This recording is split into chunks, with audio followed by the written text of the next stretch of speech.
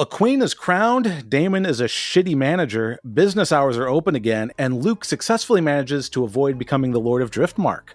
It's a black day for Team Black, and we're going to talk about it. It's the Watchers on the Couch. Welcome back to Watchers on the Couch. Today we are discussing episode 10 of the HBO series House of the Dragon. It's the season 1 finale. This episode is entitled The Black Queen, and that is because Rhaenyra is the queen and her side is called the Blacks. It's very, very deep, these show titles. I'm Tim. And I'm Mike. So Mike and I will do our initial thoughts of the episode. We will get down into our show breakdown, and then we'll wrap up by talking about what we thought of the episode overall, the season. We'll have some speculations about what we think might happen in season 2. We are book spoiler free. We have not read Fire and Blood. And we'll wrap up. Stick around for the end of this episode for some more podcast news. And if it seems like I'm talking real fast, it's because I am. We are late recording this episode. It is 1 p.m. on a Wednesday. Mike's had a bad couple weeks, and he's getting over the vids. So we're trying to get him back on bed rest as soon as we can. Yes, lick spittles. Lick spittles. It's been rough. Oh. I felt like Viserys for a while, so. Been in bed like Corlys. Yes, I have been. So. All right, let's get into it. Mike is on the mend, so speedy recovery for him so he can join the painted table and throw some pieces down. But this episode, Mike, our initial thoughts, is this a Dracarys or a Dohaeris? Should we burn it to death with fire, or does it serve as a decent episode? I'm more on the Dracarys side myself. I don't know what to say. It was just really disappointing. I thought, so at the beginning of this episode, I'm like, oh man, there's going to be, shit's going to start happening by the middle of this episode for sure. Like that's where I felt this was going. And then by the middle of the episode, I'm like, it's just going to be fucking politicking type stuff. Mm-hmm. I know that stuff needs to happen, but I don't know. This whole season, I just feel like it's... What's the point? Yeah. We have pretty much. This would be awesome if this was like episode 5. Episode 5, okay. You know what I mean? Yeah, I do. I think one of the things is, and this is like later in my notes as the wrap up, but I think this should have been episode 9 with the way it happened. Like there should have been some restructuring. This I felt like this episode was a good episode as its own, but I think as a season finale, it fell way fucking flat. Yeah. I do want to kind of say that. That's season finale, very disappointing. I didn't like it. Dracarys, this was a season finale. Dracarys is a season This episode itself wasn't like it was, a bad episode. An awful episode or something like that. So yeah, episode as it stands on its own, maybe a Dohaeris, but probably a Dracarys as a season finale. I mean, I always like when my speculations are accurate, since I have not read Fire and Blood, but I did the speculations based upon where we're at in the show and then and what I saw on the preview. And I basically called everything. The tragic end to Rhaenyra's pregnancy, the death of Luke, not that those are huge logical leaps by any means, but, I think, however, like we have the season finale and knowing that we're going to have to wait 2 years for the next episode. Yeah, it definitely falls flat. There should have been episode 9 and we should have had because everything happens at the very end, like all the big, what the fuck moment that you would expect from episode 9 happens at the very end of this episode. So there should have been like an aftermath, even if there's not an episode, if episode 9 still needed to happen and this was episode 10, there should have been an episode 11 because it feels incomplete, the season, the way they end it. Yes. But let's get into the recap. So we start on what is called the painted table, and we have Luke brushing his fingers casually over the representation of Driftmark on this table. And Rhaenyra comes in. It's like, oh, there you are. It's like, well, there's only so many rooms in this place. And this is the only room we ever see here. So, yeah, of course I'm right here. But he's lamenting to Rhaenyra that Corlys is probably going to die, and he doesn't want to be the Lord of Driftmark. And Rhaenyra gives him some counsel here about how she was around his age when she was charged with her duty. She was 4 and 10 because the number 14 doesn't exist.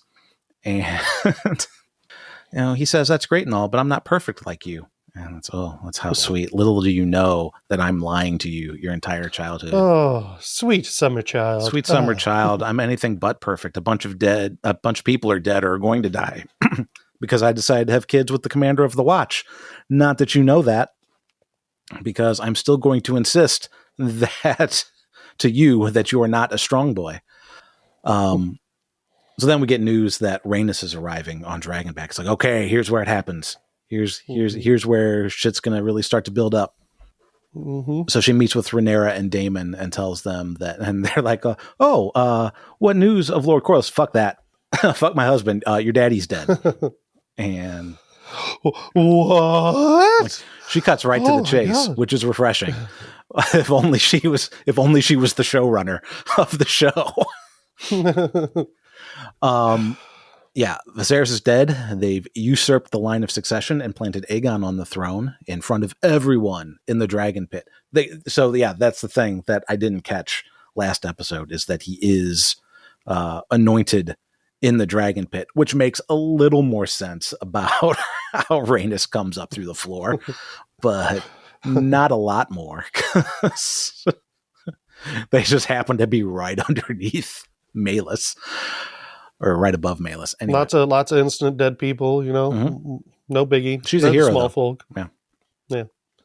I liked on Reddit that I saw that somebody posted just like a little paint drawing, like MS Paint, of like, how did she not bonk her head? And it was just like a dragon, like just stick figure type drawing, and like should bonk. Like, and it was asking other people like to what their theories were on how Rhaenys didn't bonk her head while going through the floor. Not even the bonking the head. How does she not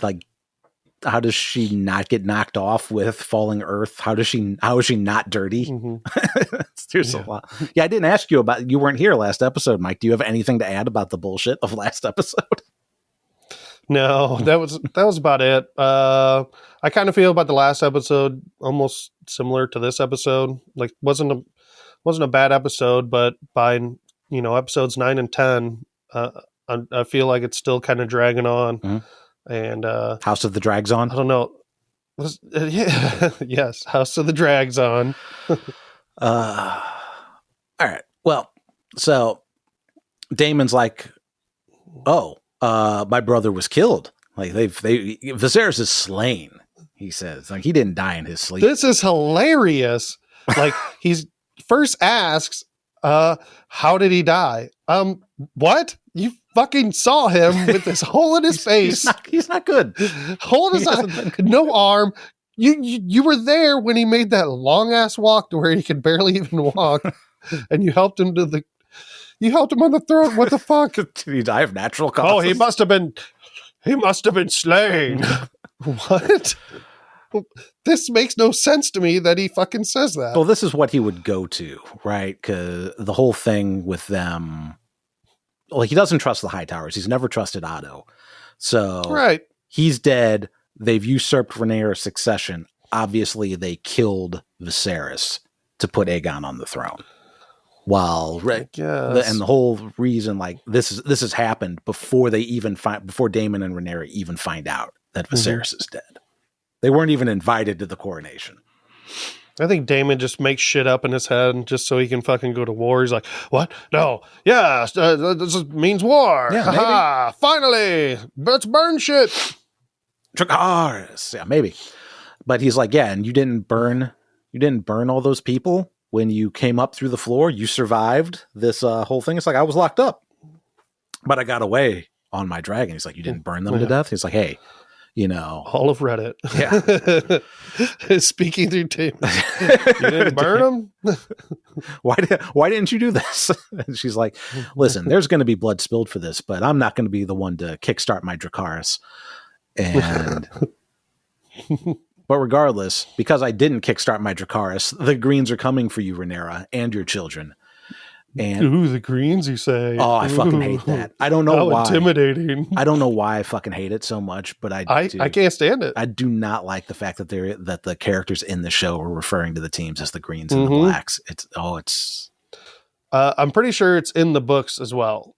So, which fucking still stupid. I would leave that part out.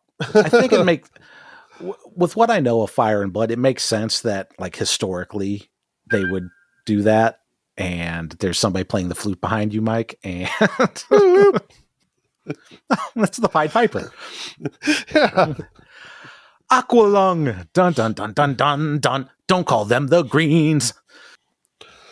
But either way, all this news triggers an early labor for Nera, and I'm not going to talk about this too much because honestly, Mike, I'm fucking over the childbirth stuff in this show, and I don't want any more of it. Yep, I don't either. I mean, I kind of thought it was pointless. It was pointless to show it at this point. I mean, I know there's going to be so many people that are like, "Oh, this is the way it was, and this isn't a show for fucking kids and stuff like that. It's going to blah blah blah." It's like you don't fucking see Luke getting chewed up by the dragon, so like, why do you need to show? But yeah, but I get it. I get it. I fucking get it. Like, I'm not a dum-dum. Yeah, birth was hard back then, but it still is today. I mean, I get it. I don't know this. I don't feel this adds even much to Rhaenyra's character. Yeah, this adds character. At least the childbirth stuff. So yeah, I mean, as soon as I turned my head away, as soon as there was that gush of awfulness that came out of her dress, it's like, nope, I'm turning away and I'm going to wait. Not me. I laughed.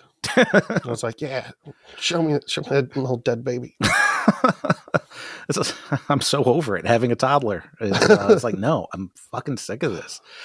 So I don't know how gnarly the scene actually continues to be. Sarah watched it and she's like, oh, that's so awful and so sad. It's like, yeah, but I get the gist of that. I don't need to see it.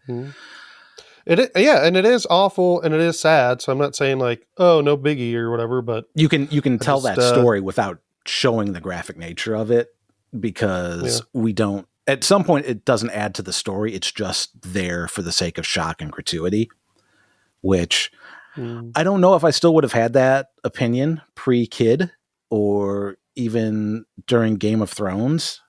I think it's just, it seems like half of the season is that. So I know like, it's not literally half the season is this, but it feels like that way. It's like all the graphic stuff is that because we don't see Daemon cutting the crab feeder in half. We don't see him smash his wife's skull. The only thing we see is maybe Joffrey getting his head caved in. Like that's the graphic violence. Even the eye getting cut.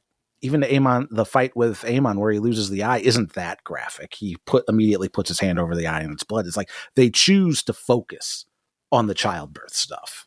So the gratuity or how graphic it is doesn't bother me. Like I don't think, I don't need to see it. It's just I don't see what this is adding to the story. I don't know. But maybe instead of that, maybe we add a little humor or something, you know? Maybe some boobs. I almost saw a boob in that scene, so that's what I was looking at. Maybe that's why all the bloodiness didn't bother me. I almost saw. I was trying to figure. Side. I was like, I was trying to figure out like when Rhaenyra's yelling, like get out if she's yelling at the baby or if she's yelling at the people. Because she's yelling at the baby. Oh, is she? Okay. She's yelling at the baby. Yeah, I think so. Yeah.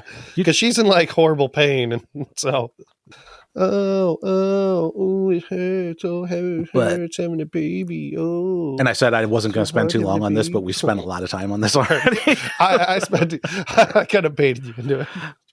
Go away, baiting you into it. Meanwhile, while this is happening, Daemon's fucking nowhere around. He's planning the war and defense of the war, but you can still hear her screaming. Like Dragonstone is apparently not a big place. So Rhaenyra sends for her sons and tells Jace that, whatever throne I'm heir to, like you're now the heir after her. So nobody is allowed to do anything about this whole coup without her approval. And Jace goes downstairs and tells people this, and it's basically ignored. He's like, you're not gonna do anything. No such thing. The queen says, and everybody ignores him.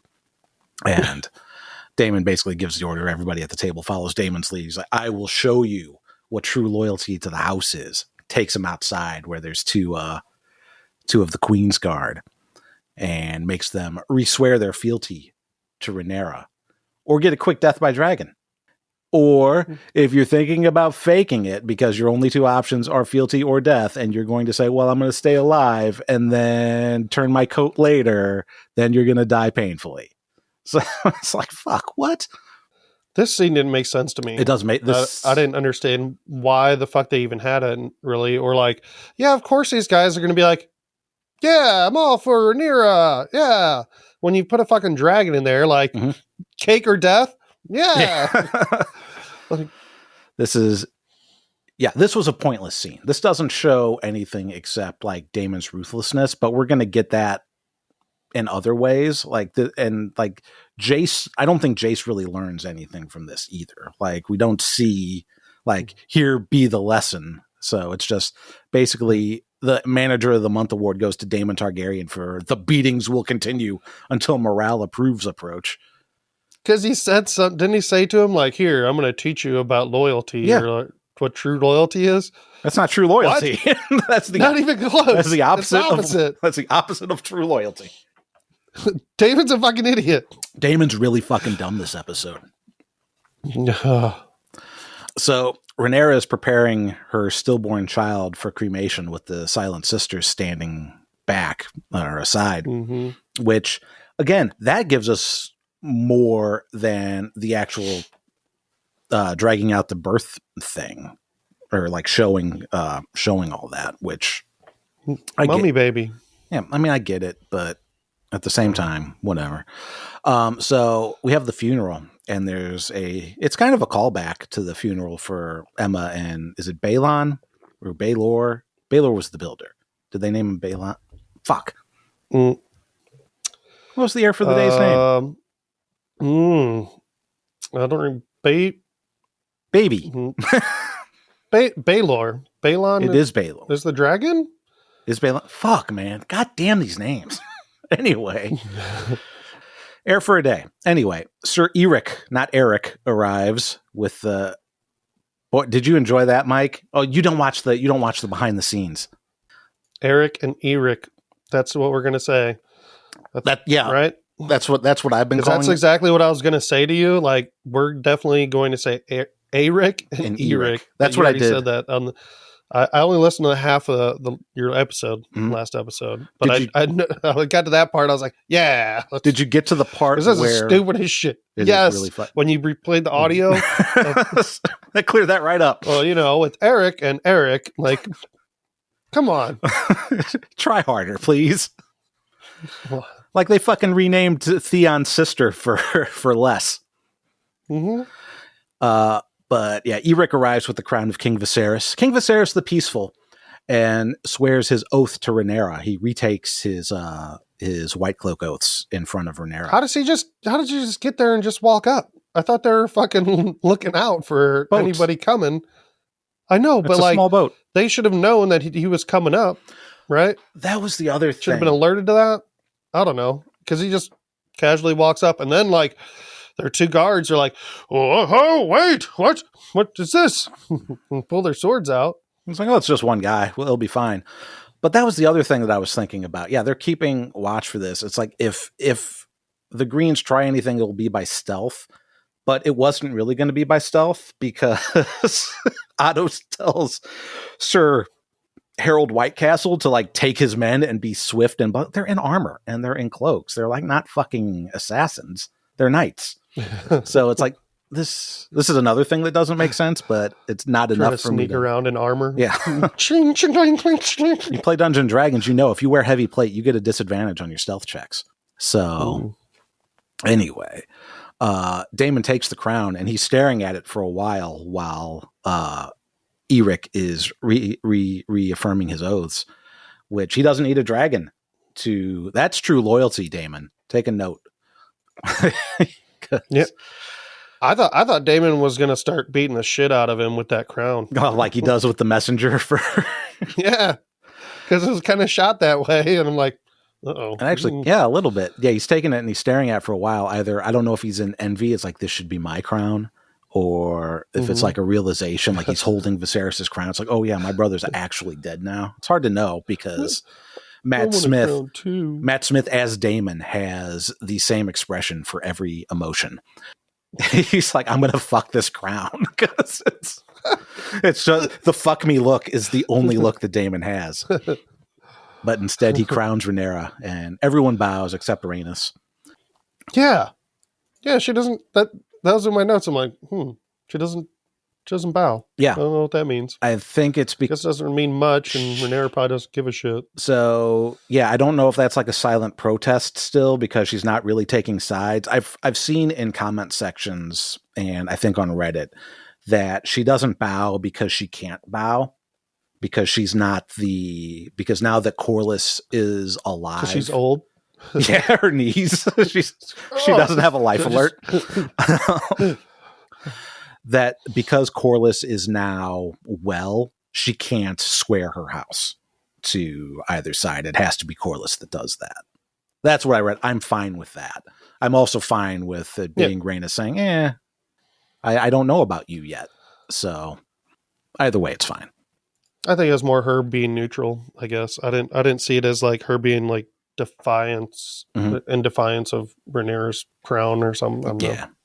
I agree. I think either way you take it, like even if it's just something, because you don't have to explain everything, but you have to explain some things. And this is one of the things that you don't really need to explain. This being open to interpretation, I think is good. I saw during the funeral. And another thing about this baby dying, I didn't care about this baby dying. They didn't even bother trying to build this baby's character. I mean, what I care about this baby? Well, they don't build Baelor or Balon's either. So, I mean, they don't. And we don't even. Hey, Mike, that baby could still be alive. We don't see it die by. We don't see the end of that funeral.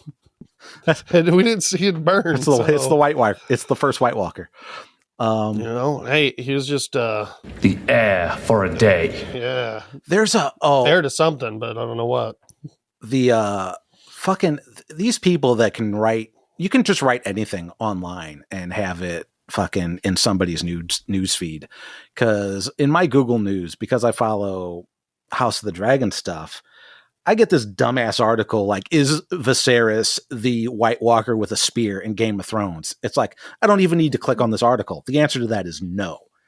And that's just something I feel like I'm going to start doing with our social media. I'm just going to take these fucking dumb posts and say, you don't have to read this. The answer to this is no. It's stupid that this fucking article exists. Yeah, I get that on my Google News feed too. And like I've clicked on a couple of them. It's like I didn't need to read. This has to be ridiculous. Yeah, it's ridiculous. It is. Yeah, and it's then they basically say it's basically like all these articles are like, no, this is fucking dumb. But some people are saying this, and we're going to get clicks. It's like I'm going to deny you clicks now. I'm going to take screenshots of these and keep you from getting clicks for your bullshit. Meanwhile, click on our bullshit, share our bullshit everywhere. So we're back at the painted table. And we're going to be at the painted table a lot. And we should be, because the painted table is real fucking cool. And it should be the next season intro.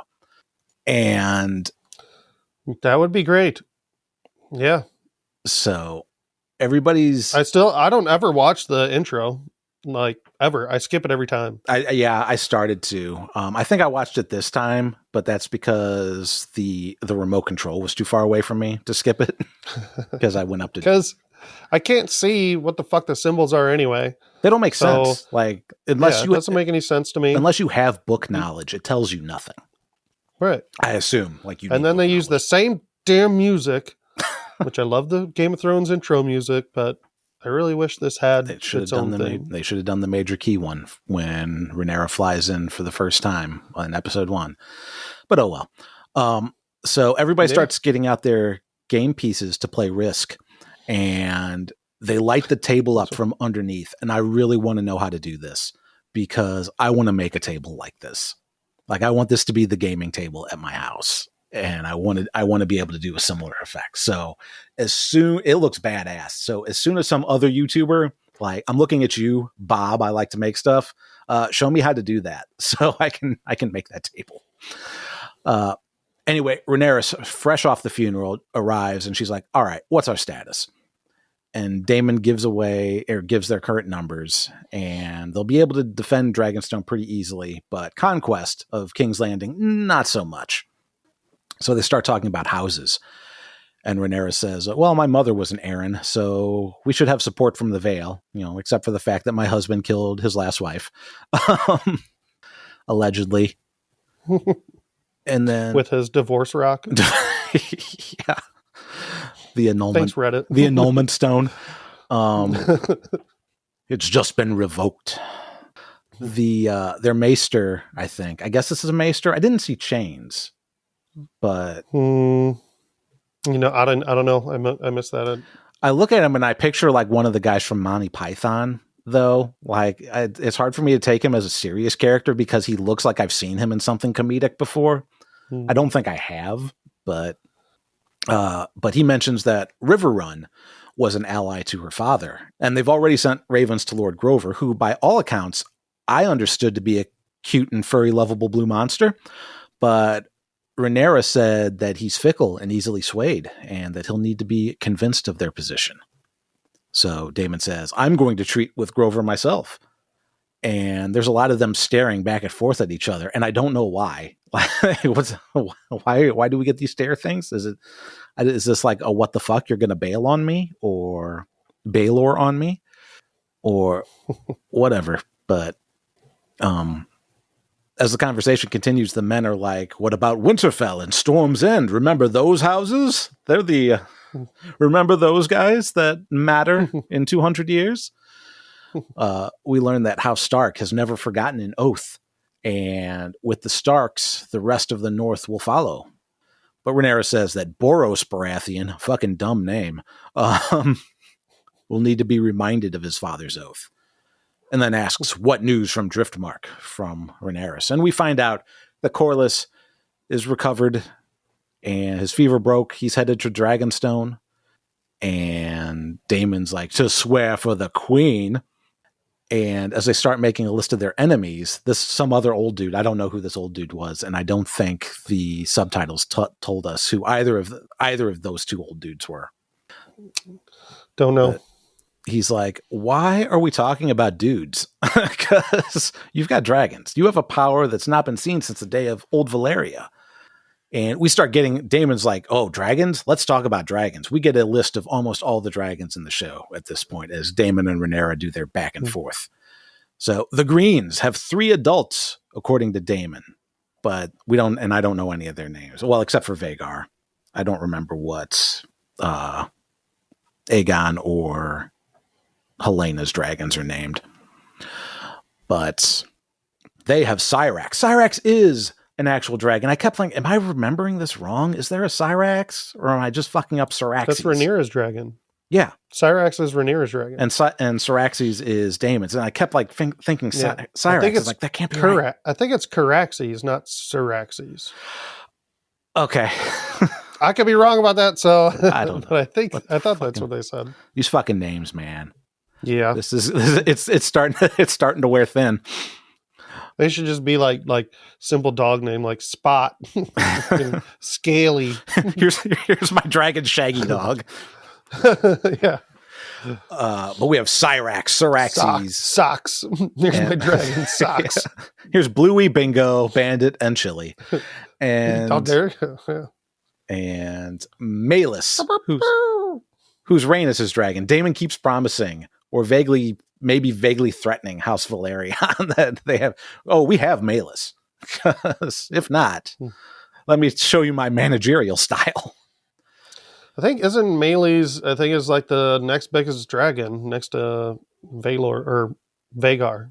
I think. Besides, I think that dragon that we see next, or when Daemon's going to. From my understanding, the dragon that we see next is the second biggest dragon.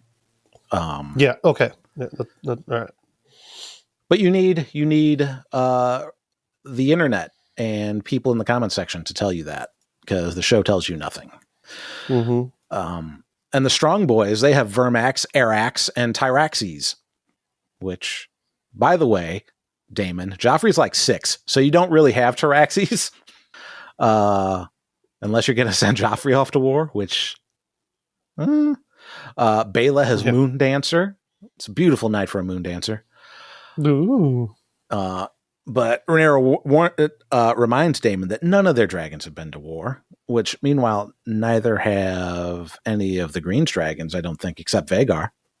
But then he's like, just Vhagar. And he's not even listening. He's like, and then there's also he's just steamrolling ahead. And then there's unclaimed dragons. He loves talking dragons, this guy. He's that guy that knows sports statistics from baseball games 50 years ago.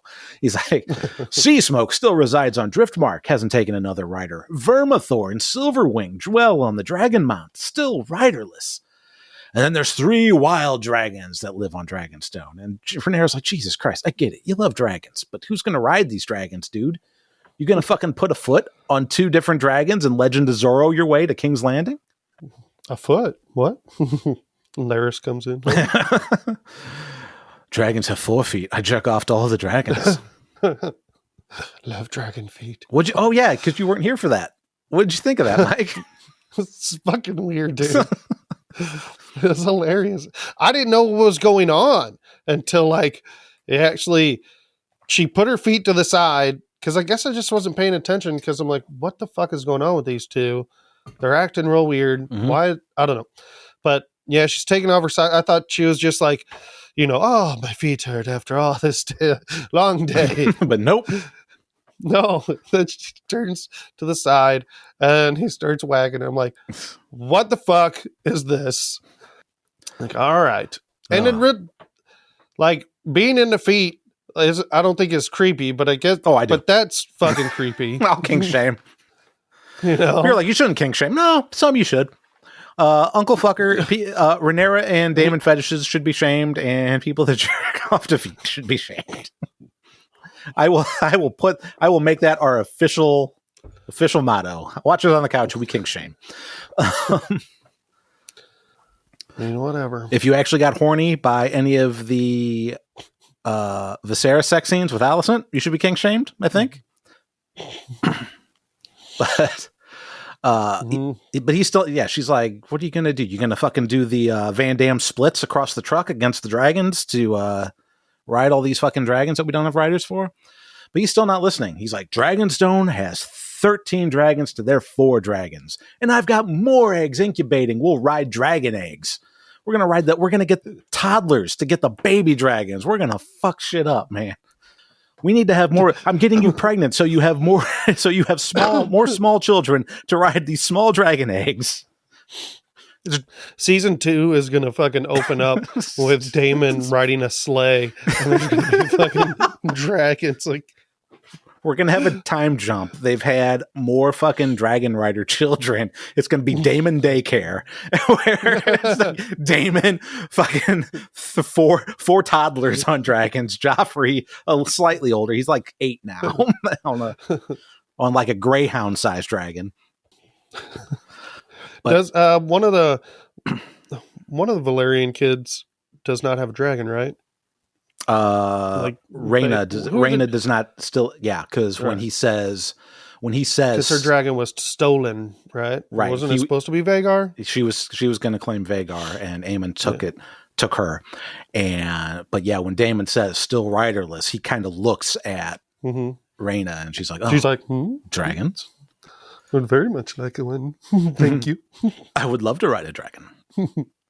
But they're interrupted by Sir Eric, who tells the queen a ship has been sighted offshore with a 3-headed green dragon banner. Like, they fucking whip this thing up in a day, this new dragon banner, these sails.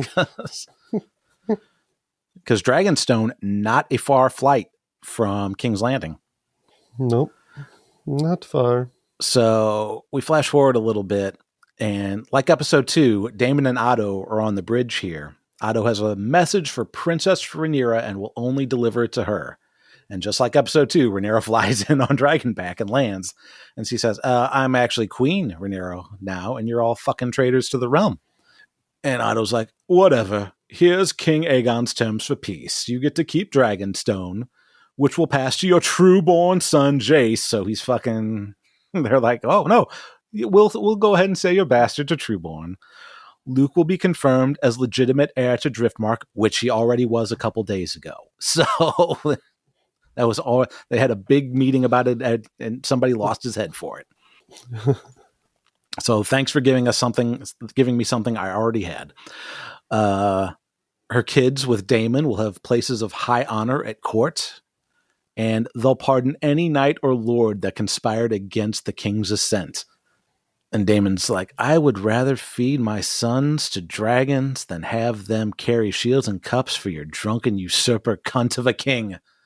Mike, it's the final cunt for the cunt count of the season, which I think, unless I did my math wrong, I think brings us to 8. 8 cunts! Ha ha ha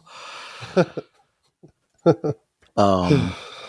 And Otto tells Rhaenyra that the succession changed when Viserys had a son, and it's a shame that you and he were the last to realize it. Which, meanwhile, Viserys didn't realize it. He died. So Rhaenyra walks right up, takes his pin, and throws it off the bridge, saying, you're no more the hand than Aegon is king, you fucking traitor. Should have just pushed him off the edge.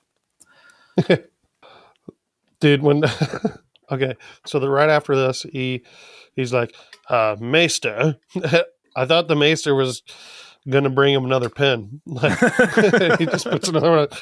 This happens a lot. I come prepared. Hands him a box of Cracker Jacks. He fucking fishes his hand in there, pulls out a pin. You wouldn't believe how many times a day people do that to me. People really don't like me. Yeah. Oh, what you going to do? Happened 5 times on the way here. One was the Maester. Otto tells her that the queen awaits her answer, gives her a page from the book that Rhaenyra ripped out of, I guess, Alicent's Bible or whatever that was. She saved it all this time. Well, that doesn't mean anything to me. I tore it out because I didn't give a shit about it. And Daemon says, oh, you want the answer? She can have the answer now, stuffed in her daddy's mouth along with his withered dick. Yeah. Let's end this mummers farce, which that's 2 in our mummers farce count for the season, Mike. 2 mummers farces. Ah, ha, ha. So everyone draws their swords, and Daemon tells Eric to bring him Otto Hightower so he can do it himself. I'll cut off his dick, shove it in his mouth. And Syrax roars, and again, Otto has himself... Otto's not smart. Otto has himself in a position here again on the bridge of Dragonstone where he's just royally fucked.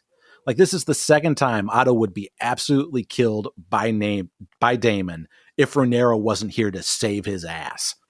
Mm-hmm. And she says, nope, King's Landing will have their answer under the mark. Again, and this is no shit.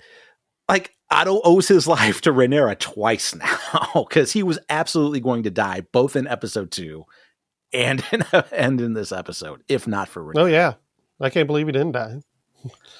Damon's probably like, whatever. I'll get your dick later. Oh, I'll have your dick. You're a bit obsessed with his dick, aren't you?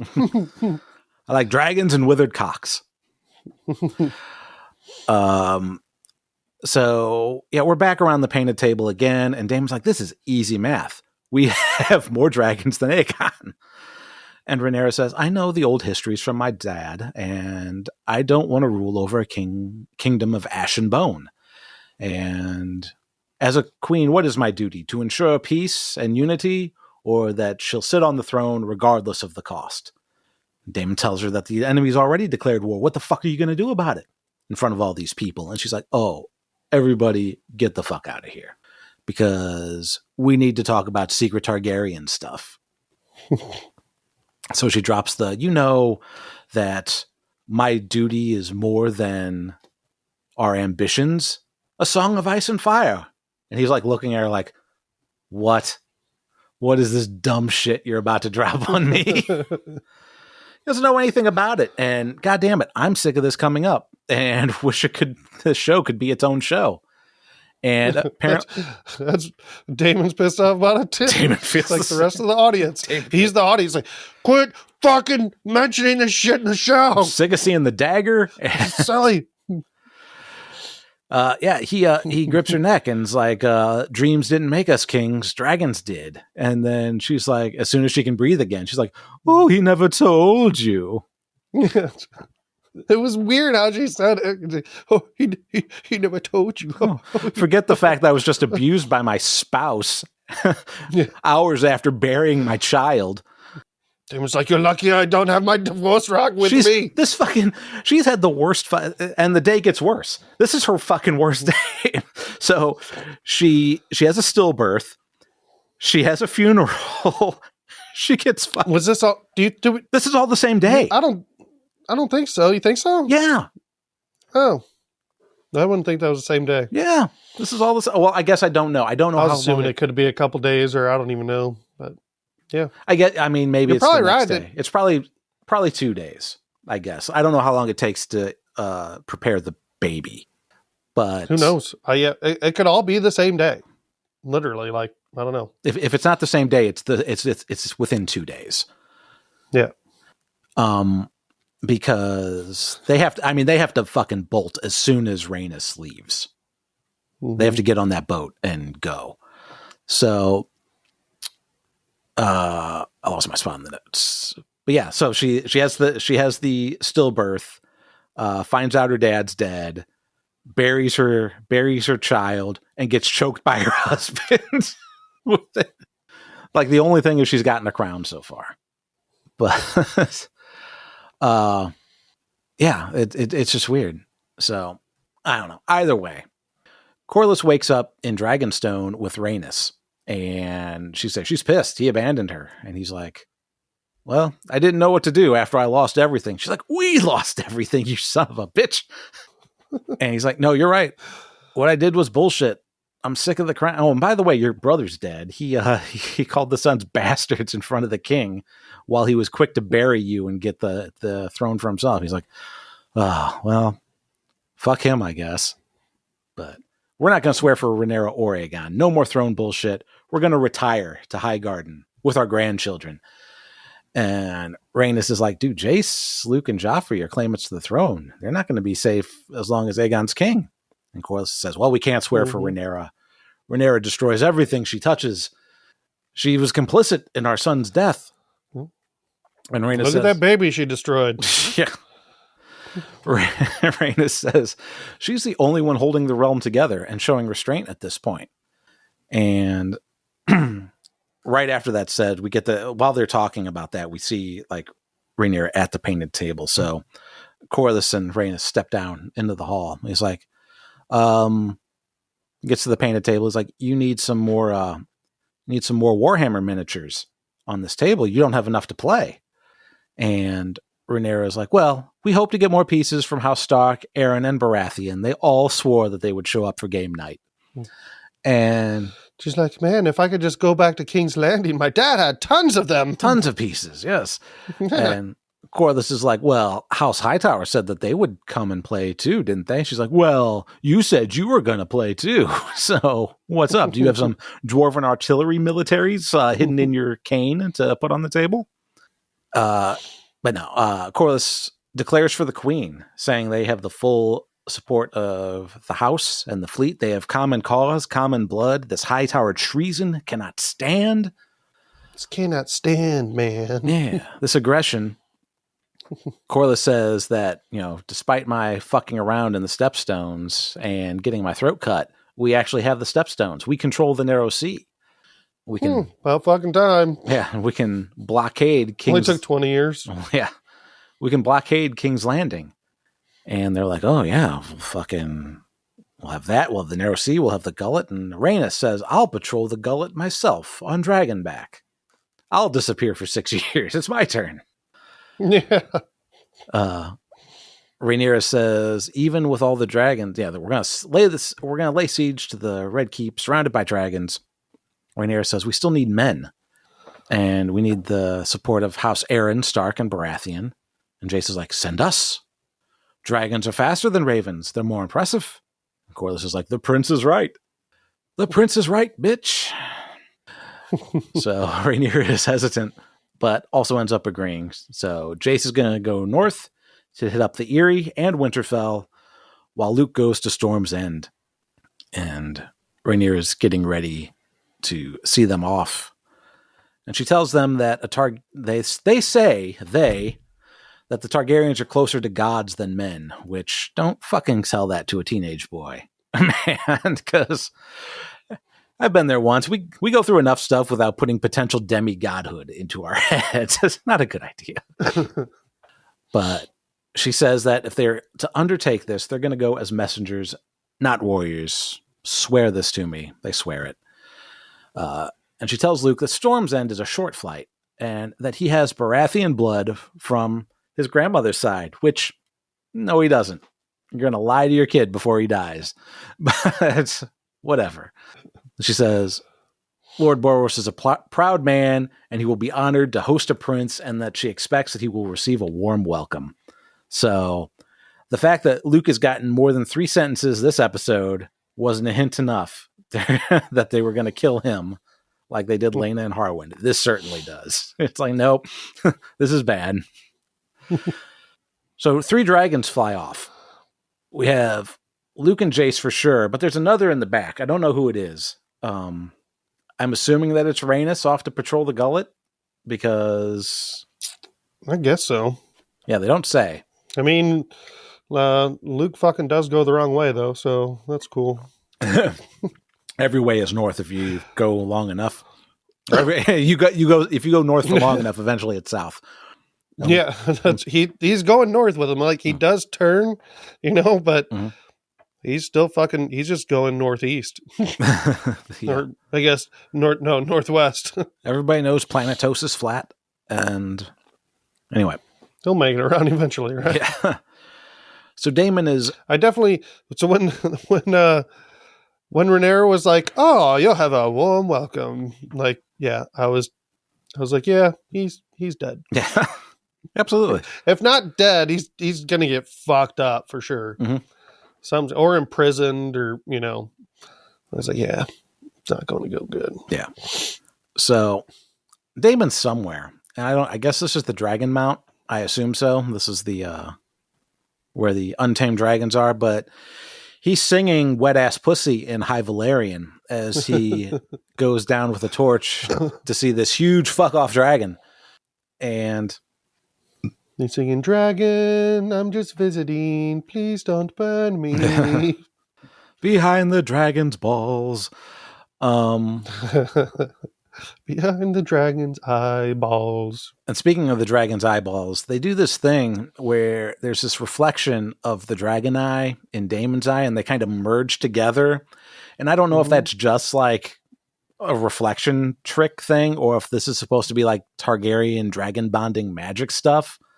But anyway, he's got a huge dragon now. He's got another huge dragon. If he is bonding, does that mean he's going to? I mean, he can only ride one dragon at a time. Yeah. So is he gonna? I got a bigger dragon. God, I'm he just taking that one. He just cucks. And then he gives. He just cucks Syraxes. And then he's gonna give Syraxes to his daughter. Yeah, maybe. I don't know. Maybe, I don't know. Ride them both at the same time. No, see. He's going to ride on Syraxes, and Syraxes is going to ride on that dragon. It's going to be dragon on dragon on dragon. Yeah. He's going to make a Voltron of dragons. Yes. Oh, dude, that would fuck up a whole... He's going to have to, man. Dude, fucking Vhagar is ginormous. Yeah. I love the... Dragons, assemble! God, he's like, I'll form the head. A Voltron of dragons. That's the next fucking George R. Martin book.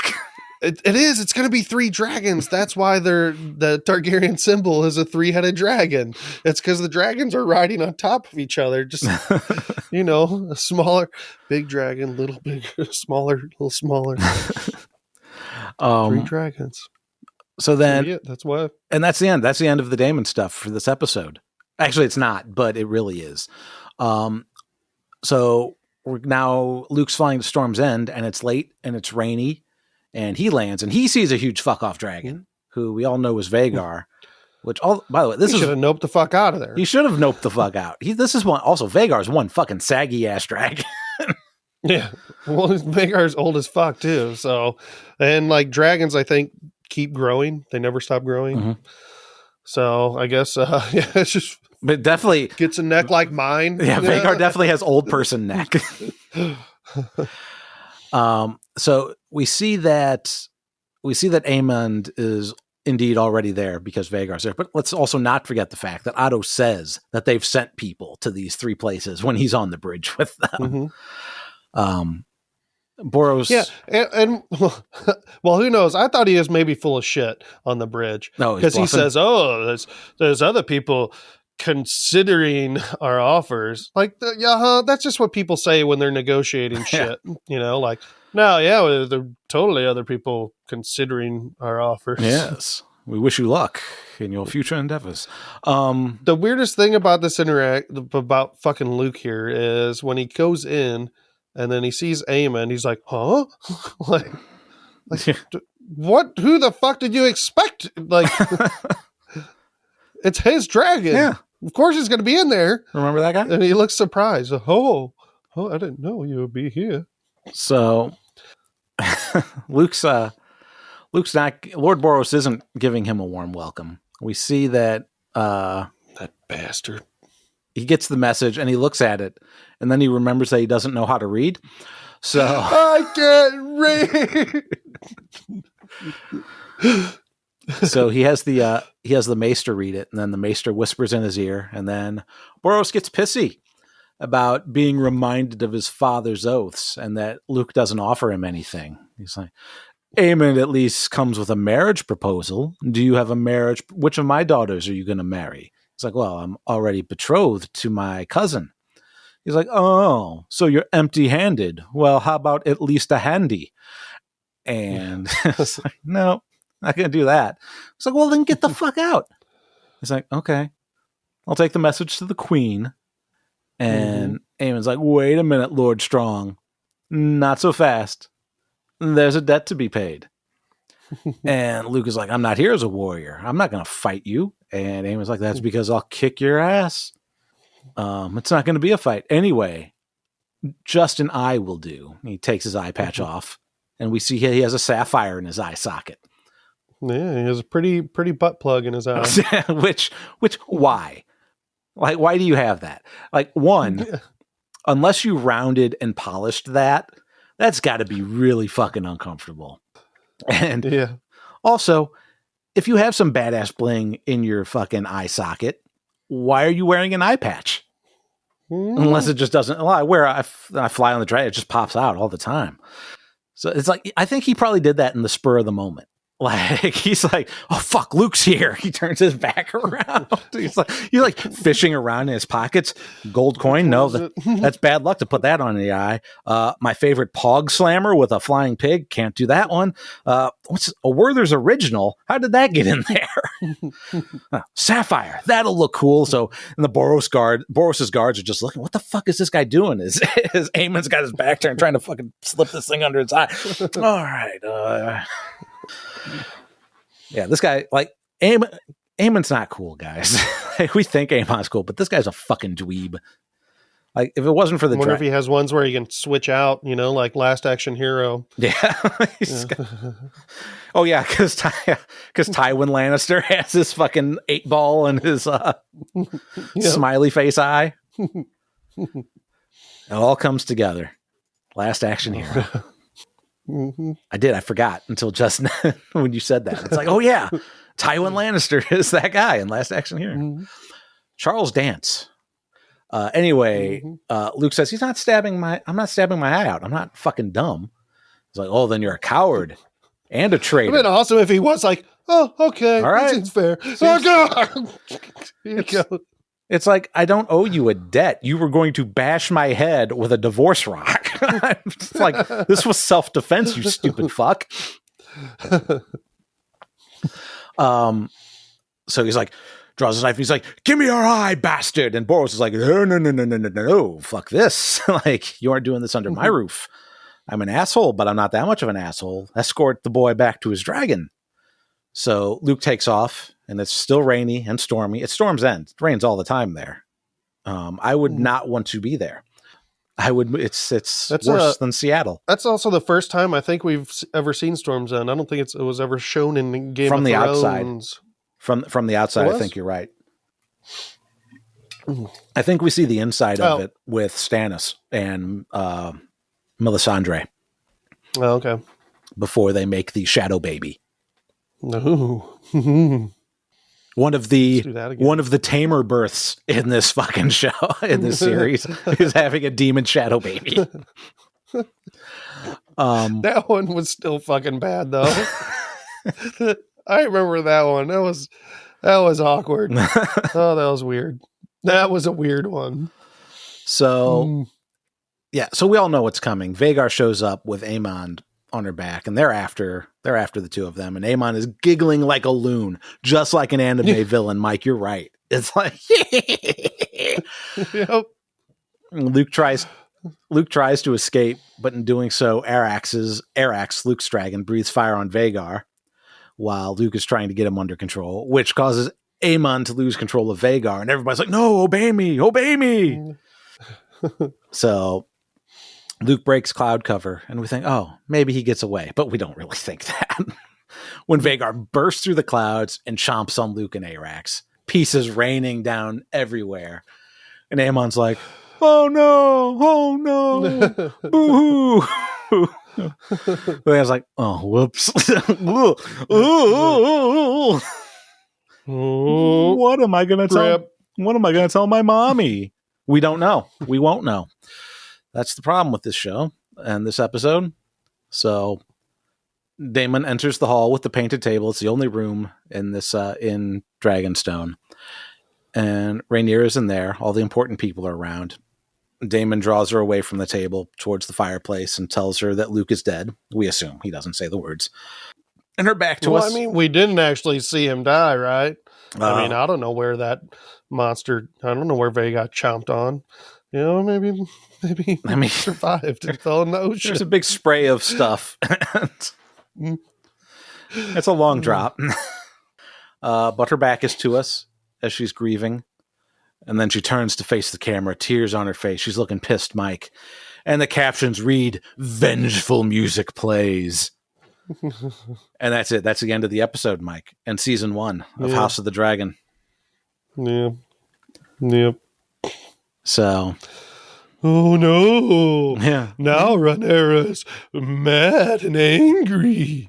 Ooh. Forget all this keeping the peace. Forget the Song of Ice and Fire.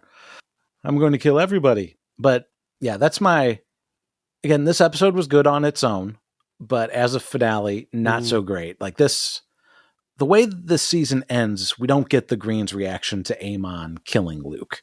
And then we're going to have to wait 2 years to get that, if we get it. Mm-hmm. So if season 2 picks up right there, I feel like that's asking for more pacing problems in this show, because, we've had 2 years to process that. If we haven't gone back and watched it or whatever, the impact of all that, of like Alicent smacking her kid and saying, "You did what?"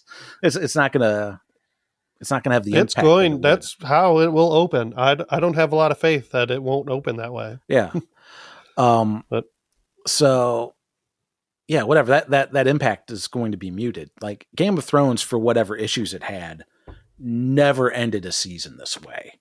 The way House of the Dragon did. There was always an actual narrative break point. There was enough moving parts that they never did like a real cliffhanger like this. Like there was definitely, oh shit, this just happened. I can't wait to see what happens next. This was, it didn't just stop and say, "Whoop, see you in 2 years." Like even the death of Jon Snow wasn't a cliffhanger. He dies. That's the event. And we I don't know. It's Game of Thrones. The seasons of Game of Thrones ends the way a book would end. Like there's an immediate story that's wrapped up, and then here's like the thread of what's coming. And we don't get that here. The season ends the way a chapter would end in a book. Like if the season was a book and it stopped right there, you'd think like, where's the last 2 chapters of this book? I think.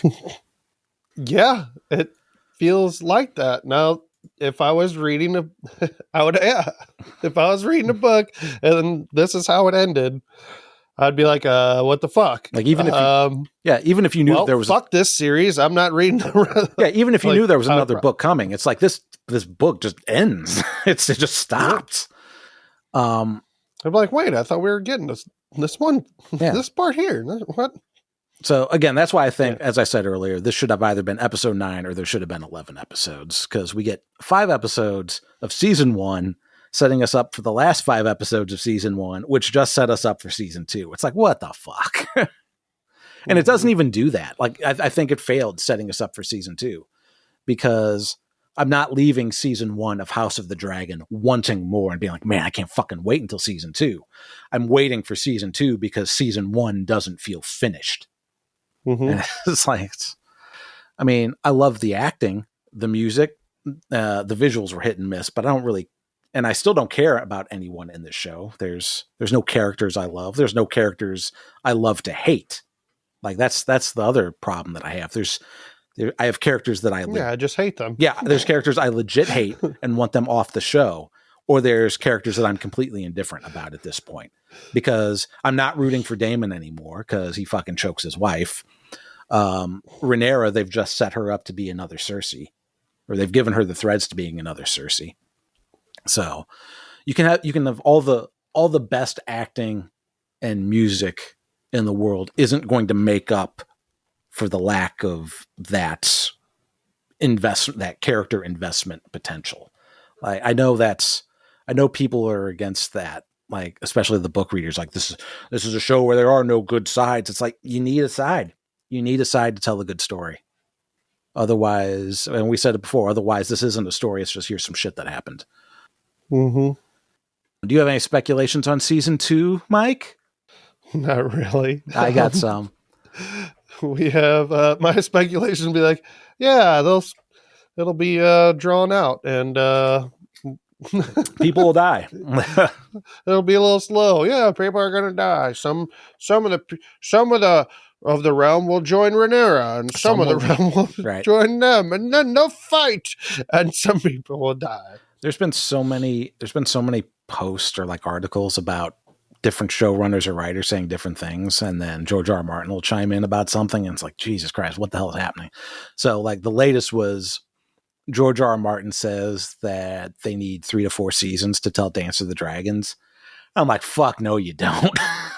I don't like, that's not going to be good for anyone that isn't a diehard fan of the books. So, and having not read the books, only going by what I know from Game of Thrones, I know the dance is brought up in the A Song of Ice and Fire books too, but I don't remember any of that. And it's been a long time since I read them or read them. And I skim past history stuff that isn't pertinent to the actual story that's happening. But assuming that, because we find out some stuff from both Joffrey and Shireen in Game of Thrones about what kind of happens here. So I'm assuming the Dance of Dragons ends when the Rhaenyra and Aegon stuff gets ultimately resolved. So I don't care what's all in Fire and Blood. 4 seasons of plotting through that plot point is going to be really thin. So I think Dance of Dragons is going to be season 2, and that's it. And season 3 will maybe they'll do 2 seasons, but I think that's it. Like if they're going to do a 5-season show, and even I guess it was one of the writers or showrunners said that this, again, I'm reiterating this that I said on an earlier episode, that they said this show is called House of the Dragons. It's not called Dance of Dragons. So I think everything after that will be the heirs after the dance. So, and because of Game of Thrones, I don't want to spoil. I mean, we know in Game of Thrones, there's only a few Targaryens, so kind of know how this is going to go. Sure, and because of the Joffrey stuff, I'm not going to spoil that for people, but I already know what happens with Aegon II and Rhaenyra and I can already speculate on what happens to some other characters based on that. So I'm not going to say such and such is going to die when I already have a good idea of who lives and dies. So my show speculation, though, I think the death of Luke, being a bastard or not, will strengthen the ties between the Blacks and the Valerians. And I think enough so that, because Rhaenyra doesn't have a hand right now, so I think she'll probably make either Corlys or Rhaenys Hand of the Queen, because I'd like it to be Rhaenys. I think that would be interesting since she was the queen that wasn't, so being the hand would be cool. But since she's a dragon rider and Corlys isn't, and he has a cane now, it's probably going to be Corlys. Yeah, I think that'd be great if she was. I mean, she is the most capable. She's the best. She'd be the best hand for Rhaenyra. I agree for sure. She's wise.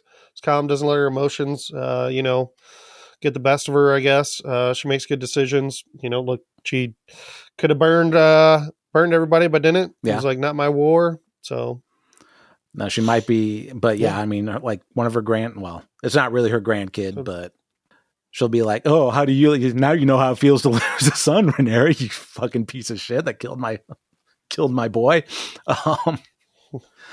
But yeah, I think based on who's around, I think Corlys will end up being hand because Rhaenys needs to fly around on a dragon. I think we've already started to see the deterioration of Rhaenyra and Daemon's relationship, because you shouldn't be an uncle fucker. And so that's going to come home to roost. I wouldn't be surprised if Rhaenyra has Daemon killed or whatever. If they're not together by the end of the season, that would not surprise me. Now, here's the thing that I think is really interesting. Is the Laenor aspect. Laenor poses a huge issue in this deviation from the books. He's dead in the books. We learned that. But the show makes it a point to keep him alive. And, Westworld's obviously soured my opinion of HBO showrunners in a way that Game of Thrones never did. But if I was a showrunner, the only reason I would make that deviation from the source material is if it was going to come into play later.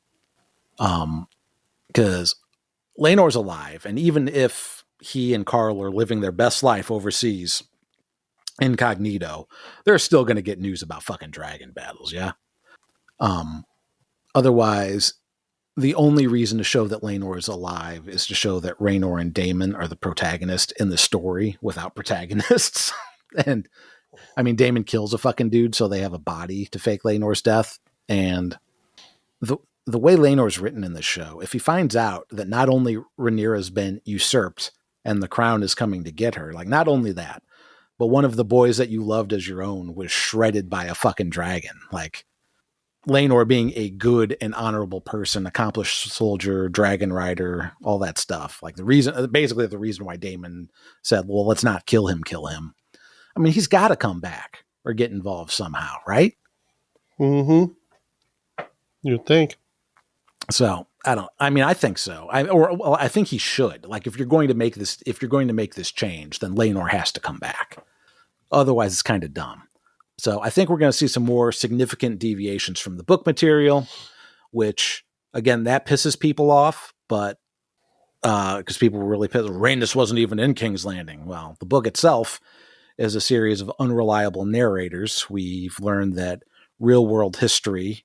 And in real world history, that written history isn't necessarily completely factual. And we know that eyewitness testimony is kind of bullshit at times. And we also have George R. R. Martin, who's executive producer of this show, saying that the events of this show is what happens. And that the book Fire and Blood is other people's accounts of it. So there you go.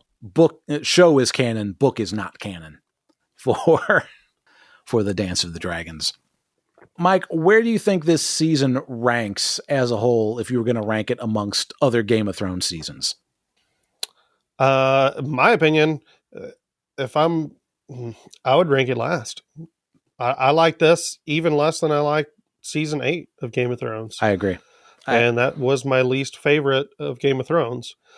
I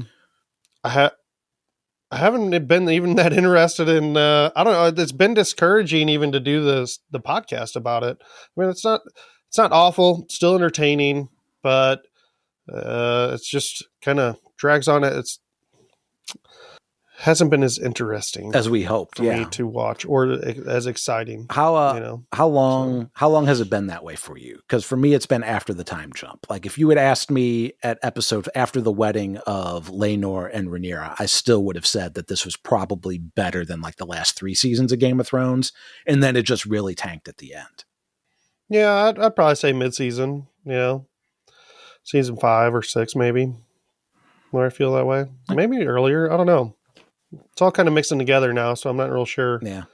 And that definitely all the time jumps definitely has disconnected me from, I don't know, it a bit. Yeah. Every episode, I'm like, wait, what? Huh? What? Well, I mean, I said it before, like if this gradual, like if we're doing these 5 episodes are necessary to tell these 5 episodes, which is necessary to do season 2, which is where the show starts. It's like, you probably should have rethought how the fucking show starts then. Because it's like this one of the other things is like rewatchability. There's no reason, like even once this series is done, let's say season 2 is fucking phenomenal. It's better than any Game of Thrones season. There's no reason to watch season 1. No, there's like, you'd have to be such a fucking diehard to rewatch this season, because there's no rewatchability factor for this. Yeah, I'll never rewatch this season. Like even I don't think I'll ever rewatch it. No. And I do think season 2 has potential to be really great. I do too. So I'm looking forward to season 2. I'm just disappointed I had to watch season 1 to get season 2. Yes. Yeah, I think that's fair. Because even season 8 of Game of Thrones, which is the worst season, easily, it's a big fucking rush job and whatever. I would still if I was going to rewatch Game of Thrones, I would still rewatch season 8, because I enjoyed that journey, even if the end was like, let's sprint to get to here. The opposite problem of this show. We went too fast through a short period of time. Let's really piss people off, Mike. Rings of Power versus House of the Dragon, which was the better show? Rings of Power, like, fucking blows it away. Yeah, I also agree. Like even with Rings of Power's problems, which it does have some, Rings of Power was way more fucking enjoyable than House of the Dragon season 1. I was looking forward to every episode, of Rings of Power. I'm like, fuck, it's not Friday yet. Mm-hmm. Like, do you think House of the Dragon season 1 would be better had you not seen Game of Thrones? Oh, that's a good question. I don't know. That's hard to say. I don't know if it would have made a difference. Okay. I think it's a good question. I wonder if there's anybody out there that has only watched House of the Dragon. I want to know what those people think. I would love to. Do you know anybody like that? I don't know anybody like that, but I would love to hear somebody in the comments, because like one of the things that keeps taking me out of this is this fucking prophecy shit. And it's like, supposedly it's not a part of the books. And then we keep bringing it up. It's like, stop bringing this up. We know we've seen Game of Thrones. We know what happens. Make your own goddamn show. Yeah. But yeah. What do you think?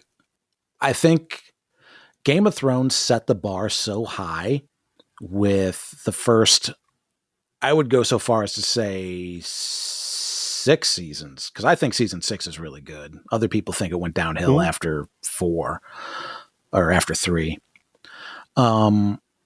Those seasons set the bar so high that I said, like in the first episode of this, that I would try my best to separate the 2 shows and judge it on its own merits.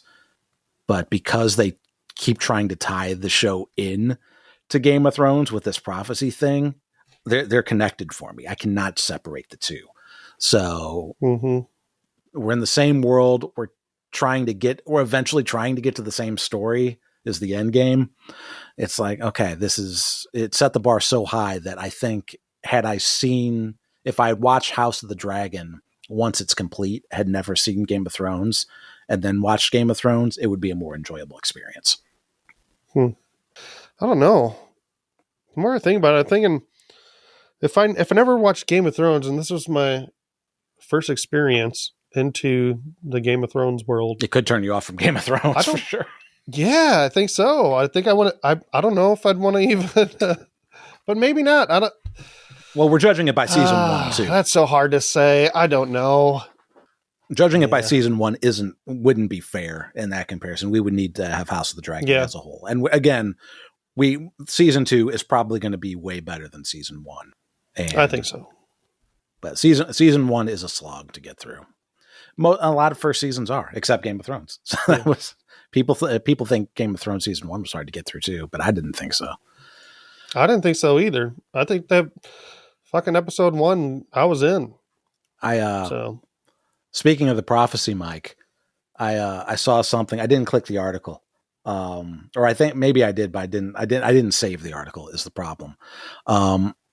The rumor is that Aegon's prophecy of A Song of Ice and Fire will be fully realized and completed in the Jon Snow series. Okay. So I don't know what you think of that. I mean, it wasn't complete already. That's the thing. I thought that might happen when I heard the spinoff was actually happening. I wish we had talked about that a little more, but I did mention, I think earlier in this season when we were talking about like people's issues with season 8, and like the book series is called A Song of Ice and Fire, but the show series is called Game of Thrones. The book suggests the end game is the Long Night, but the show was always focused on the throne, and like the other stuff was stuff happening on the back thing. Like Aegon's the whole like we need to unite people against the White Walkers. That was like a big component of it, but that wasn't the end game for the show because the show was Game of Thrones, not the Long Night or whatever. Mm-hmm. So I thought that probably the ending of Game of Thrones and the ending of A Song of Ice and Fire would be different in that regard. As to what the end game is. Like maybe Bran still ends up on the throne, but Bran being on the throne isn't the end of that series. So, and then the other thing was because the Night King only exists in the show, and what everybody wanted that Jon Snow versus the Night King battle, but the Night King was never really Jon Snow's enemy, except for the fact that we think that Jon is the prince that was promised order to defeat the Long Night, but the Night King was always like his enemy was the Three-Eyed Raven and all the older races and magic and like humanity in general kind of thing. So we kind of really was like Bran was the embodiment of his enemy, not Jon. Jon would more be like an obstacle. So I think it would be interesting if that whole that battle at Winterfell, the Long Night, was actually just a red herring, and the Long Night hasn't actually happened yet. What would the Long Night be then? I don't know.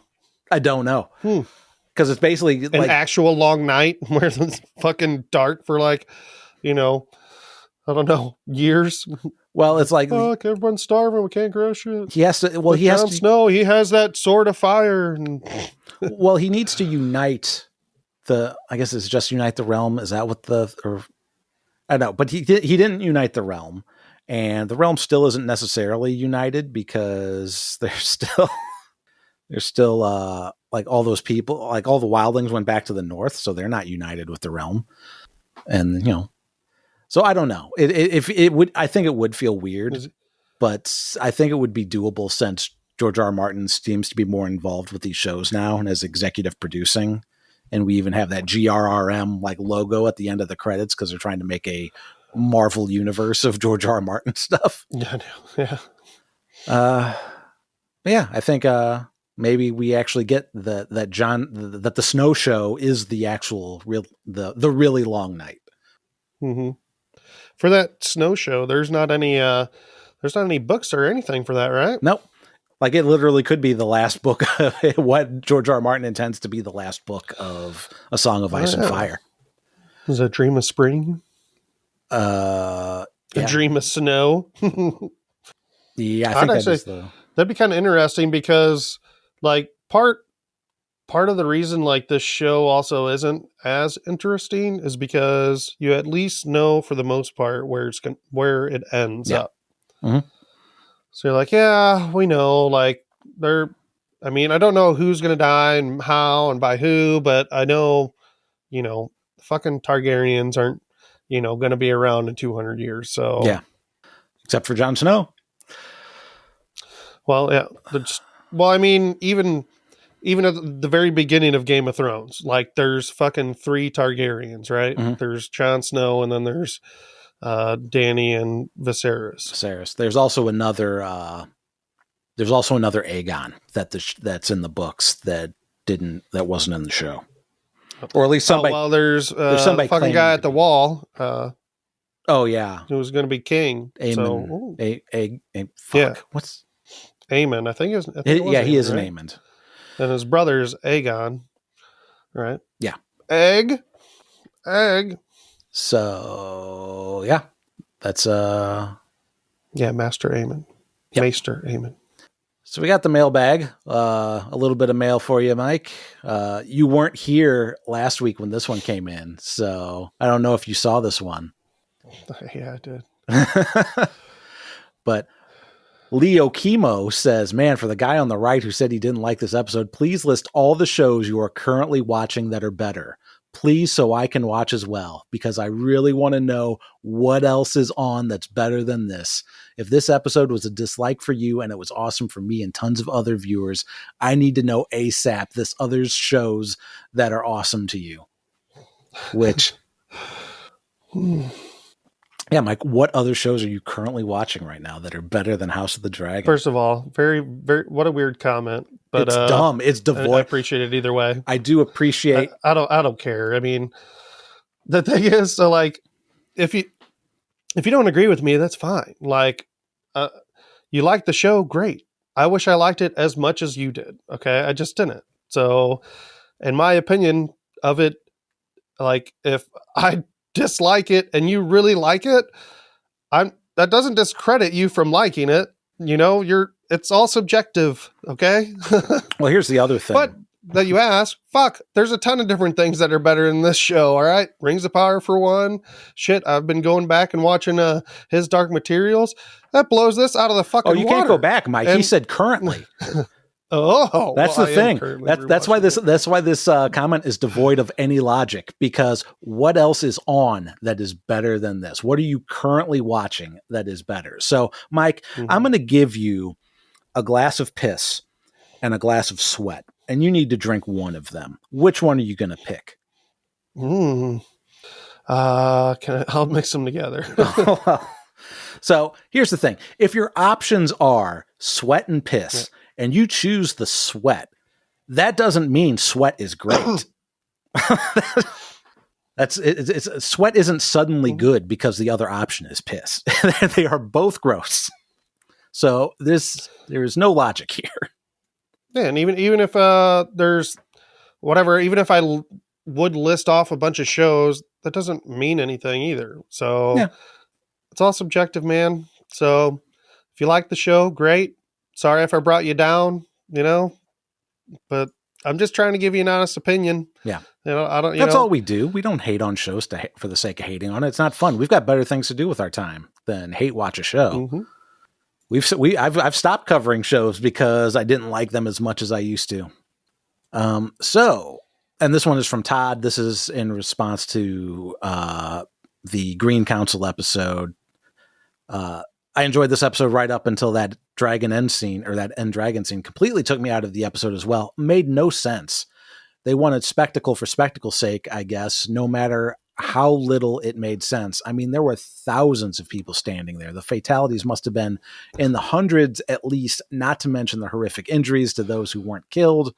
One thing that you didn't mention about that scene that made it even worse, where the fuck did Rhaenys' armor come from? That's right, I did not mention the armor thing. Because, I mean, there was just so much other stuff going on there that it's like, and it was spectacle for spectacle's sake. If you listen to the behind the scenes, they're like, what could we put in here that that would just be awful. What if a dragon showed up? That was literally all the thought that went into it. And they even basically admit to it. And it's so fucking dumb. And I don't just hate watch stuff. Perfect point is I stopped watching that behind the scenes stuff. Yeah, I stopped watching all of it. Yeah, I do watch. I don't like watching. So I'm like, I don't want to fucking hate watch it. I do hate watch the behind the scenes stuff because I think it's important to spotlight how these writers are nowadays. I'm curious. I do want to watch it, and I might watch it now that the season's over. I might go back and watch a few of them, but maybe not. So I'll just be like, what? They didn't show that. No, you're telling me now I gotta fucking watch that? Whatever. We talked about it. Yeah. And then from Fat Apples, you made me laugh so hard I'm going back and watching y'all's other reviews. Thank you so much, Fat Apples. All right. Because it's harrowing to do one of these watchers on the couch by myself and flying solo. So I appreciate it, and I appreciate you going back and checking out our other stuff. Yeah, that was just for you, dude. Right? That's comment on the last one that you did solo. Mm-hmm. Sweet, good for you, man. Thank you.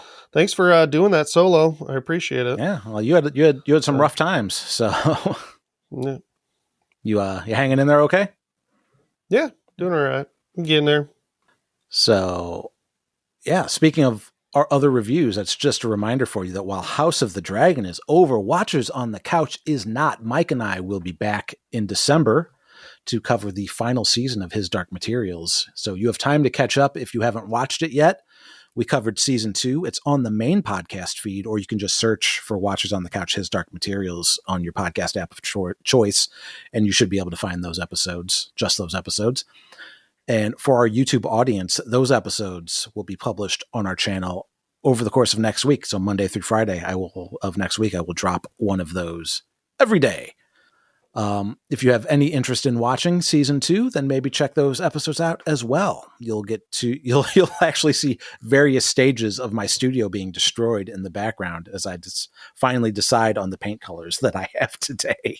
As I was skimming through it, it's like, oh yeah, there's a big blue strip across from where I tore down the chair rail, and oh yeah, there's like 6 paint swatches on the wall in this episode.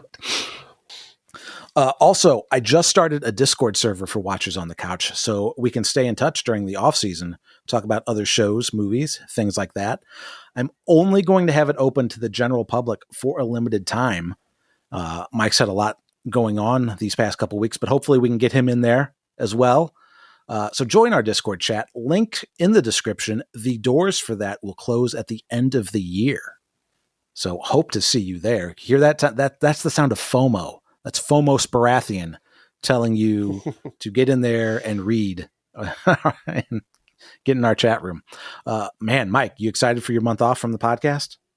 I am, actually. It'll be nice. Nice for a little break. What you got going on? I'll be excited to come back. Heck, man. Anything besides podcasting, I guess. That's right.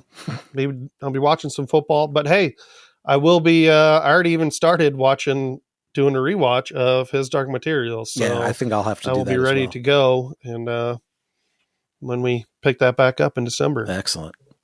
What are you going to be doing? I'm going to be doing a lot of stuff around this house, I think, or at least I'm going to try to. It's also the season where everybody gets sick all the time. So we'll see how much I can actually get done. Mm-hmm. But I want to make some acoustic panels for my studio. And I want to get back to work on my passion project, my Dungeons and Dragons podcast, Trapped Under Dice.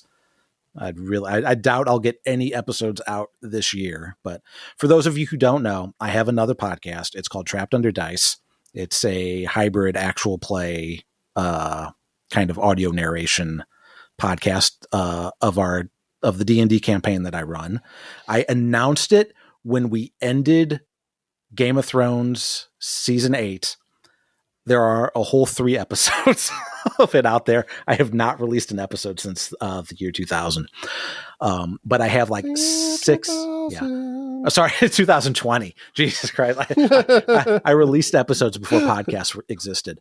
But I've got I have all the episode, I have all the audio recorded. Like we had our we had our main campaign. So like all the episodes for season 1, the source audio is recorded. I just need to go back, do the editing and things like that, add music, stuff like that. And I've got like 6 episodes in progress, like just trying to batch them out. So I'm hoping starting in 2023, I'll be able to be on a regular schedule where one of those will come out. But yeah, if you're interested, I do really enjoy the 3 episodes that I put out, and definitely check out Trapped Under Dice, the podcast. And I am absolutely, that is not a dead project.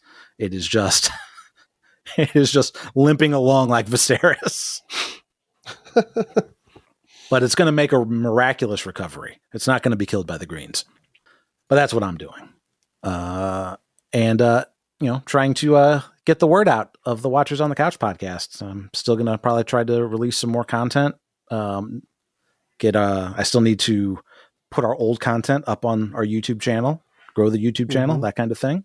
So that's what I'm going to be doing, but I'm probably not going to watch any new shows. I want to take a break from TV for a little bit. If you want to do, I mean, I said I'm be doing everything but podcasting, but in between our month off or whatever, I'm cool with hopping on and doing a little podcast or update about whatever. I wouldn't mind seeing if I can get you and Chris together to just kind of like talk about Watchers on the Couch in general, like either plans for the future, answer some Q&A from people. I think that could be cool. Yeah. Oh yeah, the 100 subscriber making of video. I have to finish that too. Like that's mostly recorded. I just need to edit it. So yeah, the how I put together a show, that is coming. That'll come out on YouTube this month, or in the month of November as well. But that'll do it. Man, what a season! What a year this season has been. Yeah. But until Westworld than this, his Dark Materials, you better not let me down. Oh, it can't, man. I mean, fucking James McAvoy, it's a war. It's a war against God. I mean, what do you... damn it, Lyra. Yeah. No, I'm looking forward to it. That's another one where I don't know anything about the source material, so. Yep, me either. But until next time, I'm Tim. And I'm Mike. And now our watch has ended until next season, but until next month. Don't get your dick chopped off. Don't send your kid on important missions. Keep them home. Stay indoors. Tiny dragon. Stay indoors. Get vaccinated. All that stuff. Yep. Bye. Hey, if you made it this far into the show, let me just say thanks. It means a lot that you take the time to listen to us goof around, and we'd love to hear from you and let us know how we're doing. Consider leaving us a review on Apple Podcasts, Podchaser, or wherever you leave your podcast reviews, and reach out on any of our various social media channels. Links in the description.